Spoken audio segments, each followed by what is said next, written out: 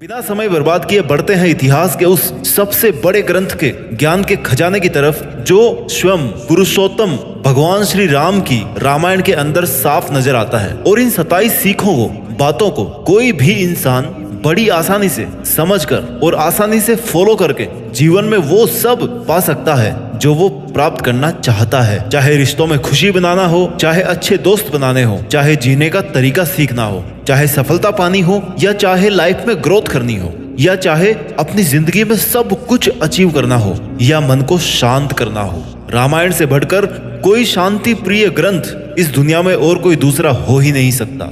इसको हर परिवार में हर सदस्य के द्वारा हमेशा पढ़ा जाना चाहिए और इससे मिलने वाली इन सीखों को हमेशा फॉलो करना चाहिए। सीख नंबर 1, हमेशा सत्य की जीत होती है। चाहे झूठ कितना ही बड़ा हो, चाहे सत्य कितना ही कमजोर लग रहा हो, लेकिन आखिर में जाते जाते सत्य अपनी ताकत दिखा देता है और झूठ बहुत फीका पड़ जाता है, सबके सामने आ जाता है और हार जाता है। पूरे रामायण से केवल एक सीख निकालने को अगर आपको बोला जाए तो इस लाइन को याद रखना। इस लाइन में इसका पूरा अर्थ निकल जाता है कि अच्छाई की बुराई पर हमेशा जीत ही होती है। रावण बहुत बड़ा योद्धा था, उसके पास बहुत सारी ताकत थी, भगवान शिव से वरदान प्राप्त था अमर रहने का, लेकिन उसके हारने की केवल और केवल एक वजह थी कि वो बुराई के साथ था, वो अच्छाई के साथ नहीं था, वो सत्य के साथ नहीं था। इसलिए रावण इतना ताकतवर होके भी श्री राम के द्वारा मारा गया। सीख नंबर 2, हमेशा विनम्र बने रहो।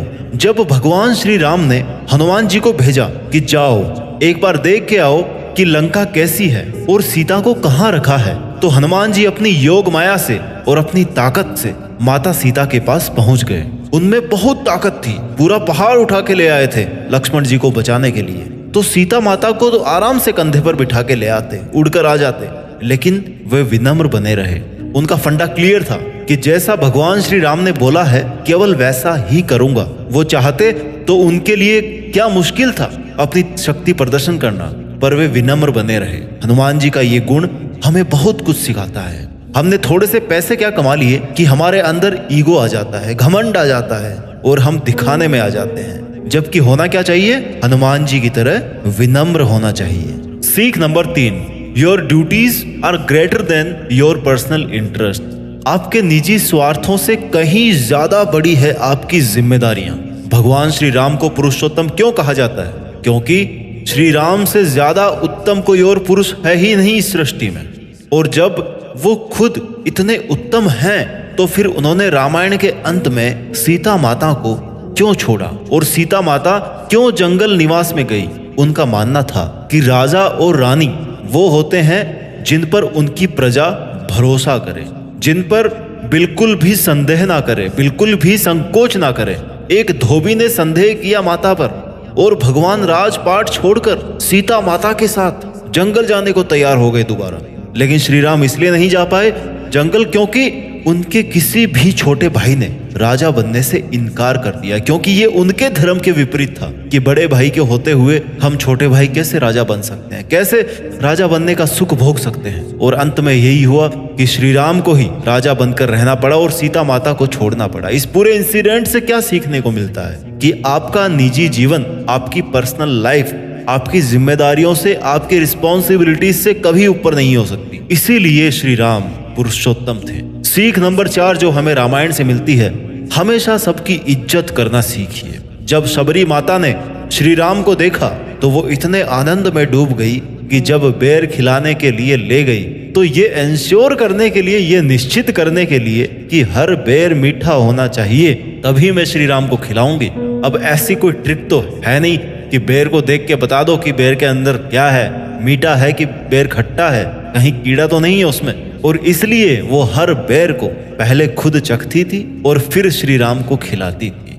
और श्री राम सबरी माता के प्रेम में इतना मग्न हो गए कि उनको इस बात का जरा भी पता नहीं पड़ा, उनको जरा भी आपत्ति नहीं हुई कि शबरी माता उनको झूठे बेर खिला रही है। ये होता है बजाय हम ये देखने कि कौन क्या है, हम ये देखें कि उसके मन में हमारे प्रति प्रेम कितना है और हम उसके प्रेम की इज्जत भी करें। सीख नंबर 5 जो हमें रामायण से सीखनी चाहिए, परिवार में एकता का होना बहुत जरूरी है। परिवार के सभी सदस्यों का एक मत रहना बहुत जरूरी है, नहीं तो वो परिवार टूट जाता है। और अगर वो परिवार एकजुट है, यूनाइटेड है, तो फिर वो किसी भी बड़ी से बड़ी चुनौती का सामना कर सकता है। राजा दशरथ अपने पुत्रों से बहुत प्यार करते थे। जब माता कैकेयी ने श्री राम को वनवास भेजने की बात कही और वचन मांग लिया, तो फिर और कोई ऑप्शन बचता नहीं कि अब जंगल जाना ही पड़ेगा श्री राम को। राजा दशरथ का एक मन तो ये कह रहा था कि पुत्र को रोक ले, और दूसरा मन ये कह रहा था कि वचन भी दे दिया है, निभाना पड़ेगा। तो भगवान राम ने कहा कि रघुकुल रीत सदा चली आई, प्राण जाए पर वचन ना जाई।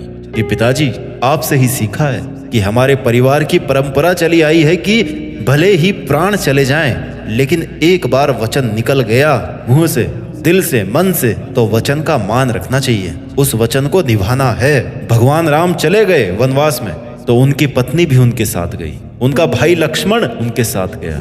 जब वो सब जंगल चले गए तो राजा दशरथ ने दुख ही दुख में अपने प्राण त्याग दिए, जिससे पता पड़ता है कि वो कितना प्रेम करते थे अपने पुत्र से, कितना प्रेम था उनके परिवार में। और जब दशरथ स्वर्ग चले गए तो अब राजा कौन बने? कायदे से तो श्री राम को बनना चाहिए, वो है नहीं, तो उनके बाद में जो बड़ा भाई है वो बनेगा। लक्ष्मण जी भी नहीं है, भरत का नंबर आया। आजकल की पॉलिटिक्स होती तो आराम से बन जाते भरत, लेकिन श्री राम के भाई भरत ने श्री राम की चरण पादुकाएं यानी कि उनकी चप्पल को सिंहासन पे रखकर भगवान श्री राम के नाम पर राज्य का कार्यभार संभाला, और कभी भी अपने आप को राजा नहीं माना, कभी भी अपने राज्य पर आंच नहीं आने दी। ये होता है परिवार का प्रेम, जो आजकल की सोसाइटी में पता नहीं कहाँ खो गया है। हर चीज के टुकड़े हो जाते हैं भाइयों के बीच तुरंत, ये तेरा ये मेरा, दैट्स इट। हमें रामायण से ये सीखना चाहिए कि परिवार अगर एकजुट रहता है ना, तो हर मुसीबत का, हर रावण का सामना बड़े आराम से किया जा सकता है, हर वनवास का, हर जंगल का सामना आराम से किया जा सकता है। सीख नंबर 6 जो हमें रामायण से सीखने को मिलती है कि हमेशा चाहे कुछ भी हो, हमेशा सही का रास्ता चुनो। अगर आपको सही का साथ देने के लिए या सच्चाई का साथ देने के लिए अपने घर परिवार या अपने धर्म को भी छोड़ना पड़े ना, तो पीछे नहीं हटना चाहिए। उदाहरण है रावण के छोटे भाई विभीषण का। विभीषण रावण के छोटे भाई थे, लेकिन धर्म प्रेमी थे, शांति प्रिय थे। वो चाहते तो लंका में ऐशो आराम में रहते और रावण के मरने के बाद वैसे ही उनको राजा बनना था, लेकिन नहीं, उनको बुराई के साथ रहना ही नहीं था, उनको केवल सच्चाई का साथ देना था। इसलिए वो रावण का सर्व सुख संपन्न माहौल छोड़ करके भगवान राम के शरण में आ गए सच्चाई का साथ देने के लिए। आप हमेशा सही का रास्ता चुनो, भले ही आपको कितनी ही मुसीबतें आए, भले ही आपको किसी का भी साथ छोड़ना पड़े। सीख नंबर 7 जो रामायण हमें सिखाती है, हमेशा अपनी संगत बढ़िया रखिए। माता कैकेयी ने वनवास दिया श्री राम को, क्यों दिया? माता मंथरा के कहने पर। क्यों? ताकि जब श्री राम जंगल चले जाएं तो राजपाट किसको मिले? भरत को मिल जाए। वनवास दे दिया, वनवास अप्रूव भी हो गया, जंगल भी चले गए, लेकिन उसके बाद क्या हुआ? गलती का रियलाइजेशन, वो फेज सबकी लाइफ में आती है। और उसके बाद क्या बची? केवल गिल्टी बची और कुछ नहीं बची। फिर पता चला कि हे भगवान, मैंने ये क्रोध में और लालच में क्या कर डाला, कोई तो मुझे माफी दे दे। माफी भी मांगी श्री राम से जंगल में जाके कि आ जाओ, लौट जाओ, पर अब पछताए क्या होता जब चिड़िया चुग गई खेत। ये सब कुछ हुआ संगत की वजह से। बुरी संगत से अच्छा है कि किसी की संगत ही ना हो। You are the average of your 5 friends. आप उन 5 लोगों के कैरेक्टर के एवरेज हो जिनके साथ आपका उठना बैठना है, आपका रहना है, आपका घूमना फिरना है। जो आपके दोस्त हैं, जो आपके क्लोज, उन 5 लोगों के आप एवरेज हो। इसलिए अपनी संगत बढ़िया रखिए। सीख नंबर 8, माफ करना बदला लेने से कहीं ज्यादा गुना बड़ा होता है। जब लक्ष्मण ने शूर्पणखा का नाक काटा ना, तो वो रोती हुई अपने भाई रावण के पास गई। रावण अगर वहां पर लक्ष्मण से बदला लेने की बजाय उसको माफ कर देता तो जिंदा रहता, पर उसने बदला लेने की सोची, और जब बदला लेने की सोचकर गया वो माता सीता को किडनैप करके ले आया, यानी कि बदले की भावना में गलतियों पर गलतियां कर बैठा, तो फिर नतीजा तो वही होना था जो आपने देखा, जो आप जानते हैं। किसी भी विवाद को समाप्त करने के 2 ही ऑप्शन है कि या तो माफ कर दो सामने वाले को या फिर उसको साफ कर दो। और अगर माफ कर दिया तो ठीक है, मामला शांत है। अगर साफ करने की सोच के जाओगे ना तो पता नहीं वो साफ होगा कि आप साफ होंगे। इसलिए कहा जाता है कि forgiveness is always better than revenge. माफ करना बदला लेने से कहीं ज्यादा बेटर ऑप्शन होता है। ये बात मैं नहीं बोल रहा, ये बात रामायण से हमें सीखने को मिलती है। सीख नंबर 9 जो हमें रामायण सिखाती है, कभी कभी चीजें जितनी अच्छी दिखती है उतनी अच्छी वो वास्तव में बिल्कुल नहीं होती। या कह लो कि अपनी इच्छाओं से ना हमेशा बचकर रहना चाहिए। आपकी इच्छाओं में कोई चीज बहुत अच्छी होती है लेकिन उतनी अच्छी होती नहीं है। रावण ने जब माता सीता को किडनैप करने का प्लान बनाया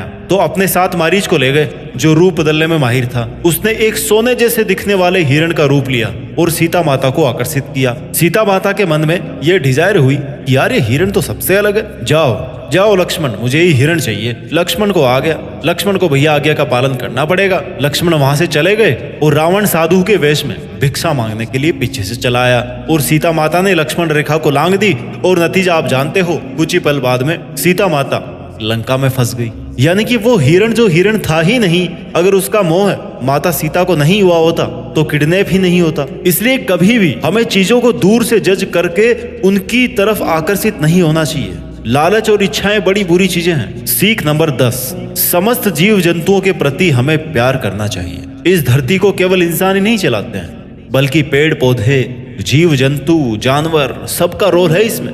एक इकोसिस्टम बना हुआ है जिसमें हम सब एक दूसरे पर डिपेंड हैं। हमें सबको प्यार करना चाहिए और किसी के भी जीने का हक नहीं छीनना चाहिए। रामायण में देखिए हनुमान जी कौन थे? वानर। राम सेतु किसने बनाया?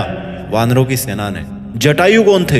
एक गिद्ध। लक्ष्मण की जान किसने बचाई? जड़ी बूटी ने, यानी कि पेड़ पौधों ने। एक वानर लेके आए थे हनुमान जी। यहाँ तक कि गिलहरी ने भी सहयोग किया पुल बनाने में। और कहा जाता है कि गिलहरी के पीठ पर जो धारियां होती है ना, ब्लैक एंड व्हाइट, वो भी श्री राम के हाथ रख देने की वजह से हुई है। खैर जो भी हो, लेकिन पूरे सीन से ये समझ में आता है कि इस नेचर में हर जीव जंतु का रोल है, सबको जीने का हक भी है। इस सृष्टि की हर रचना के साथ प्यार करना सीखिए। ये जीव जंतु पेड़ पौधे आपने नहीं बनाए, ऊपर वाले ने बनाया, उसी ने बनाया जिसने आपको बनाया है। इसलिए उनसे भी प्यार करना सीखिए। ये रामायण ग्रंथ बोलता है। सीख नंबर 11, दुश्मन की भी खूबियों का सम्मान करना चाहिए। रावण ने भले ही बहुत बड़ा पाप किया हो, लेकिन जब वो मरने वाला था ना, तो श्री राम ने लक्ष्मण जी को भेजा कि जाओ रावण से कुछ सीख करके आओ। लक्ष्मण जी बोले कि भैया ये क्या बोल रहे हो? जिस आदमी ने सीता माता का अपहरण किया, जिसको आपने मारा, जो इतना गंदा इंसान था, उससे आप मुझे सीखने को बोल रहे हो? तो श्री राम ने कहा कि रावण के कर्म बुरे थे लेकिन उसके पास में ज्ञान बहुत था। वो एक बहुत बड़ा ज्ञानी आदमी था, उससे कुछ ज्ञान लेकर के आओ। और जब लक्ष्मण जी गए रावण के पास तो रावण ने कहा कि कभी भी अच्छे काम को कल पर नहीं टालना चाहिए और उसको तुरंत कर लेना चाहिए। बोला कैसे? बोले कि अगर मैं अच्छाई के साथ समय पर आ जाता, श्री राम की शरण में समय पर आ जाता, तो आज मैं यहाँ पर नहीं पड़ा होता। मेरे भी घर वाले खुश रह रहे होते, मैं भी महल में आनंद ले रहा होता। लेकिन मैंने सही समय पर सही काम, अच्छा काम नहीं किया, अच्छाई की शरण में नहीं आया, मैं सही रास्ते पर नहीं आया, इसलिए आज मैं यहाँ पर मरने की हालत में पड़ा हुआ हूँ। भले ही श्री राम ने रावण को मारा लेकिन उसके ज्ञान का वो सम्मान करते थे, इसलिए लक्ष्मण को उसके पास ज्ञान लेने के लिए भेजा। इसलिए अगर हमें दुश्मन से भी कुछ सीखने को मिले ना तो सीखना चाहिए। सीख नंबर 12, नारी शक्ति। नारी जो भी होती है ना, उसके पास में बहुत शक्ति है, बहुत ताकत है, बहुत जिम्मेदारी है। रामायण में नारी शक्ति के बारे में अच्छे से समझ आता है। एक नारी को जो किरदार निभाने पड़ते हैं ना इस दुनिया में, वो एक माँ का हो सकता है, एक बहन का हो सकता है, एक दोस्त का हो सकता है, एक पत्नी का हो सकता है। और हर एक किरदार का अपने आप में एक बहुत बड़ा रोल है। माता सीता चाहती तो महल में रहती आराम से, क्यों जंगल में जाती? पर उन्होंने हंसते हंसते जंगल के निवास को स्वीकार कर लिया कि जहां मेरे श्री राम जाएंगे मैं वहीं पर रह लूंगी, फिर चाहे वो कांटे हो, सर्दी हो या गर्मियां हो। उन्होंने लंका में रहते हुए भी पत्नी धर्म को बहुत अच्छे से निभाया और एक मिसाल पेश की। सीख नंबर 13 जो हमें रामायण से सीखने को मिलती है, रिश्ते पैसों से ज्यादा बढ़कर है। अब देखिए आप श्री राम का वनवास, माता सीता भी चली गई, भरत भी एक्टिंग किंग बनकर रहे और कभी भी अपने आप को राजा नहीं माना। लक्ष्मण ने छोटे भाई होने का फर्ज अच्छे से निभाया, यानी कि कोई महल नहीं था, कोई पैसों का मैटर ही नहीं था, लेकिन फिर भी रिश्ते कितने अच्छे से चल रहे थे। रिश्ते अगर निभाना जानते हो तो पैसा कुछ भी नहीं है, धन दौलत कुछ भी नहीं है पैसों के सामने। इसलिए रामायण के लक्ष्मण और सीता माता की तरह अगर धन दौलत और रिश्तों में किसी एक को चुनना पड़े ना, तो हमेशा रिश्तों को ही चुनना चाहिए। सीख नंबर 14 माँ बाप की इज्जत कीजिए, करना सीखिए। जब माता कैकेयी ने कहा कि अब तो राम को वनवास जाना ही पड़ेगा, तो श्री राम ने एक भी क्रॉस क्वेश्चन नहीं किया कि क्यों जाना है, कब जाना है, कहाँ रहना है, कैसे रहना है, खाना कहाँ मिलेगा। नो, उनके दिमाग में क्या था? एक तो माता का आदेश और दूसरा पिता का वचन। यानी कि माँ बाप ने अगर कुछ कहा है तो उसमें कोई ना कोई बात जरूर है, उसमें कोई ना नुकुर नहीं है। वो करना है मतलब करना है, there is no second thought. अब चाहे उसका पालन करने में जान ही क्यों ना निकल जाए, पर उसको फॉलो करना है तो करना है। सीख नंबर 15 जो रामायण से हमें सीखने को मिलती है कि कुछ भी करने से पहले अच्छे से सोचना जरूर चाहिए। जैसे रावण ले गया सीता माता को और कैकेयी ने दे दिया वनवास।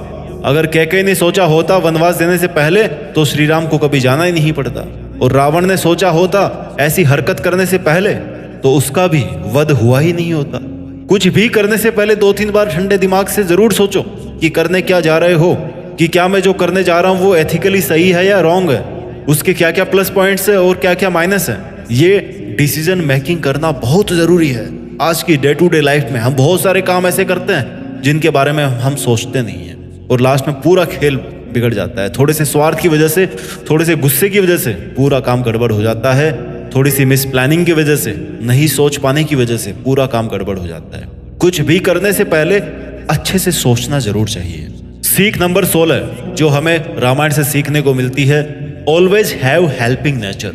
हमेशा किसी का भला करने की सोचिए। श्री राम ने कभी भी किसी की हेल्प करने का अगर मौका आया उनके पास तो उसको मना नहीं किया। सुग्रीव की हेल्प करी, जटायु की करी, सबरी माता की हेल्प करी, सबकी हेल्प करी। जो सामने आता गया उस पे दया करते गए। इंसान ही अगर इंसान के काम नहीं आएगा तो क्या मशीन थोड़े काम आएगी। ये बात आज के जमाने में हम सबको समझनी चाहिए। We should always have helping nature towards everyone. क्या पता किस पल की गई मेहनत किस पल काम आ जाए, किस पल की गई मदद किस पल हमारे काम आ जाए। सीख नंबर 17 अपनों से छोटों की रक्षा करें। ये हमारा धर्म है, ये हमारी जिम्मेदारी है, ये हमारी ड्यूटी है।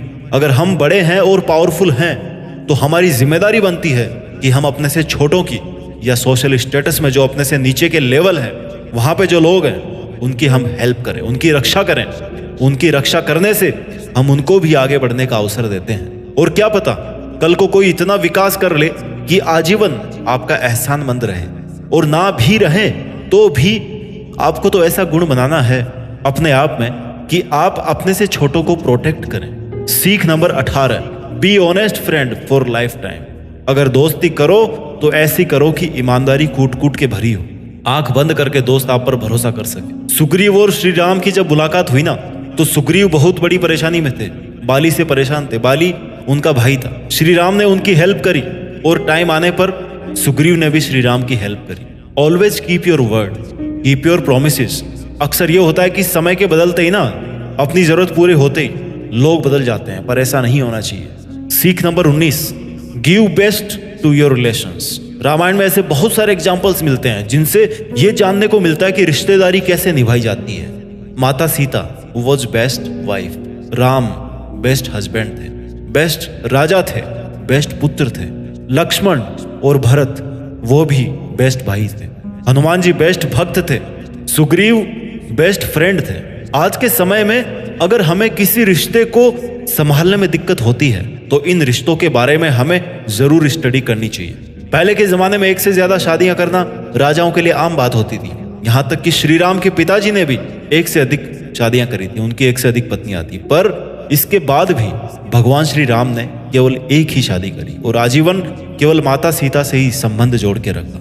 ये एक बहुत बड़ा एग्जाम्पल है आज की सोसाइटी के लिए जहां पर तलाक एक आम बात हो गई है। सीख नंबर 20 आप कितने ही बड़े बन जाओ पर आपकी इच्छाएं और आपका घमंड ना आपको ले करके बैठेगा, आपको ले बैठेगा। रावण बहुत बड़ा ज्ञानी आदमी था, बहुत बड़ा पंडित आदमी था, शिव भक्त, लेकिन मर क्यों गया? किसी भक्त की मौत होती है कभी इस तरह से? क्यों? क्योंकि घमंड था, घमंडी था वो, कर्म बुरे थे। घमंड आपको रियलिटी नहीं देखने देता मेरे भाई, और बुरे कर्म आपको कभी भी ऊपर नहीं आने देंगे, बल्कि आप पर बोझ पे बोझ बढ़ाते रहेंगे और आप डूबते रहोगे। आपके घुटनों में जान नहीं बचेगी, घुटनों पे आ जाओगे। सीख नंबर 21 हार कर भी जीतना सीखो, ना कि जीत कर भी हारना। ये एक बहुत बड़ी कला है। जीत कर भी हार गए तो क्या जीते, और हार कर भी जीत गए तो क्या खूब जीते। जटायु ने अपने प्राण त्याग दिए श्री राम के लिए, लेकिन अपने जीवन का मकसद पा लिया। देखो, उनका मकसद था कि अगर प्राण जाए तो केवल भगवान के लिए, और प्राण गए तो किन के लिए? भगवान के लिए गए, श्री राम के लिए गए। अब इसको आप मरना बोलोगे या अमर होना बोलोगे, मर्जी आपकी है। कई बार हमें लगता है कि हम हार रहे हैं या हार गए हैं, लेकिन तब हमें यह देखना चाहिए कि हम हार कर भी क्या अचीव कर गए हैं। हार करके भी जीतना सीखो।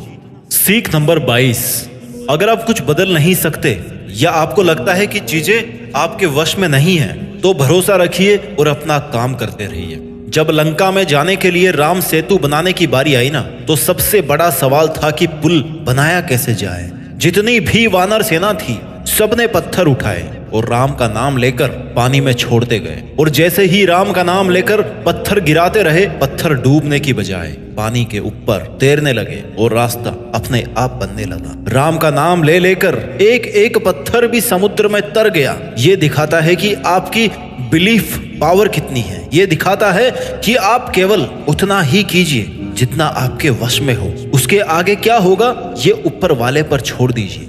सीख नंबर 23, किसी को भी कमजोर ना समझें। जैसे वानरों की सेना ने सेतु बनाया, जटायु ने अपने आखिर सांस तक लड़ाई लड़ी, और यहाँ तक कि गिलहरी ने भी सेतु बनाने के लिए हाथ बढ़ाया। इससे ये बात सीखने को मिलती है कि सब में कोई ना कोई हुनर जरूर होता है, और हमें किसी को भी कमजोर नहीं समझना चाहिए। हो सकता है वो उस काम में परफेक्ट हो जिसमें हम नहीं हैं। इसलिए किसी का भी मजाक ये कहकर नहीं उड़ाना चाहिए कि ये तेरे से नहीं हो सकता या तू इसके लायक नहीं है, क्योंकि शेर कितना ही ताकतवर हो, लेकिन जब बारी पानी में तैरने की आती है ना, तो मछली से ज्यादा तेज वो नहीं तैर सकता, मछली से ज्यादा स्किल्ड नहीं है वो पानी के अंदर। सीख number 24, never tell your secrets to anyone. अपने रहस्य, अपने राज किसी को भी ना बताएं। केवल विभीषण को यह पता था कि रावण की मौत कैसे हो सकती है। रावण की नाभि में अमर होने का फॉर्मूला था, इसलिए रावण की मौत तब ही हो सकती थी जब उसको कोई नाभि में मारे, जब उसके अभेद कवच को तोड़कर उसकी नाभि पर वार करे, तब ही रावण मर सकता था। इसके अलावा और कोई रास्ता था नहीं।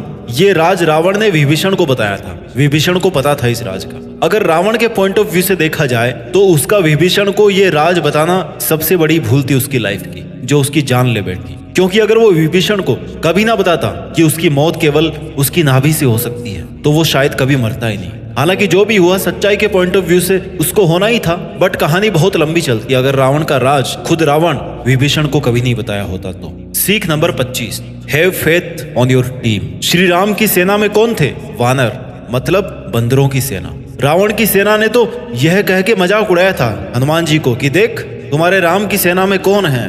तुम्हारे जैसे बंदर हैं क्या?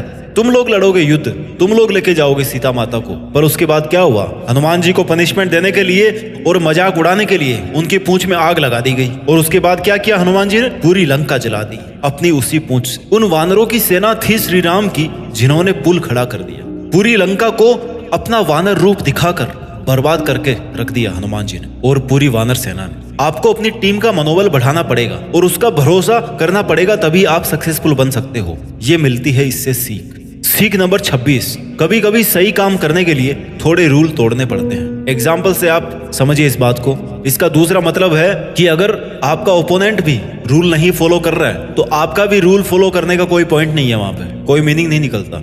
जब श्री राम ने धोखे से बाली पर वार किया, बाली को तीर से मारा और बाली मरने वाला था, तो बाली ने पूछा कि आप तो मर्यादा पुरुषोत्तम श्री राम हो ना, तो फिर आपने पीठ पीछे वार क्यों किया? तो श्री राम ने जवाब दिया कि जब तुमने सुग्रीव को परेशान करने में कोई रूल फॉलो नहीं किया, तुमने कोई कसर नहीं छोड़ी, तुमने सब रूल फेल कर दिए, तो मैं तुम्हारे सामने क्यों रूल फॉलो करूंगा भाई?